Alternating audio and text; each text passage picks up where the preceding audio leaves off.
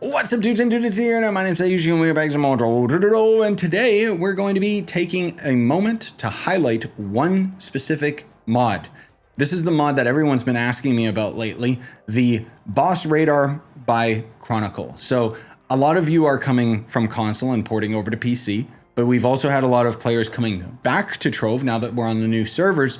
And I've been getting this question very regularly on my streams, enough so that I wanted to say enough is enough.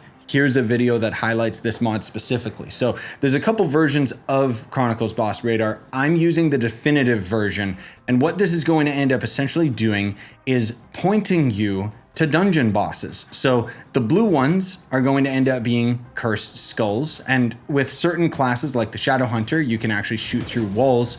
So this ends up making dungeon farming exceptionally quick when you're just trying to speedrun, because technically I can just start shooting at the red icon right here, which I already know is the 3-star boss, but he's a little bit tanky because I'm in a higher Uber world. So instead we could just go through. But point is, if I wanted to go and get my dailies done, I would just hop into a lower Uber world and then I would just end up shooting the bosses through the walls. Doesn't work with every character by any means. Oh my God, remove knockback from this game, please, for the love of God.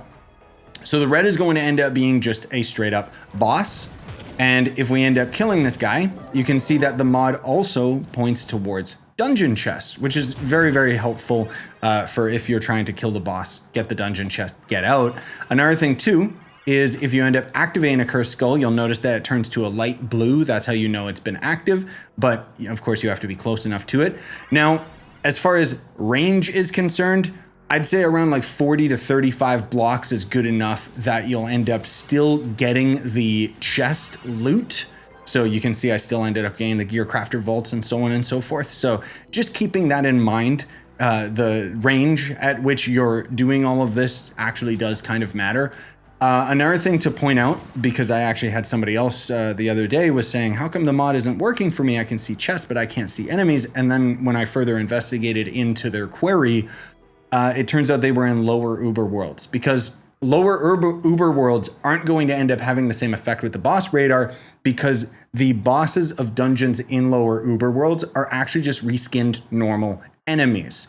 The point being is that the boss radar is going to highlight cursed skulls and elite mobs. So only once you get to a certain Uber or difficulty world, the elite mobs start becoming normal bosses of dungeons and so on and so forth. Now, another thing to keep in mind is that this isn't only just useful for dungeon grinding and so on and so forth, because it will also point towards, there it is, elite mobs in the world, which can be very helpful if you're trying to get gear crafter vaults, because you just go into Forbidden Spires, for example, has tons and tons of elite mobs. So it's really helpful.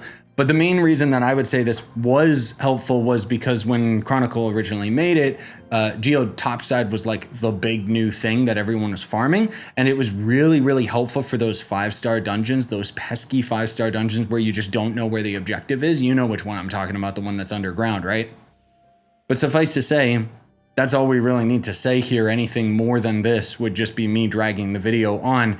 This is the definitive boss radar. Again, there are different versions, but this is pretty much the #1 mod that you have to pretty much use in the game.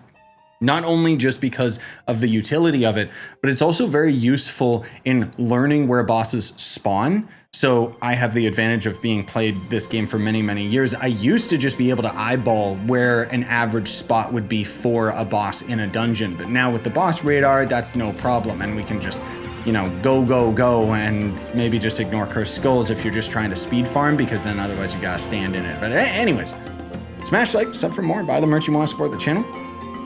And have yourselves a wonderful day, ladies and gentlemen. I hope that this video finds you well and helps you out with those of you that have been wondering just what the heck are those giant red X's.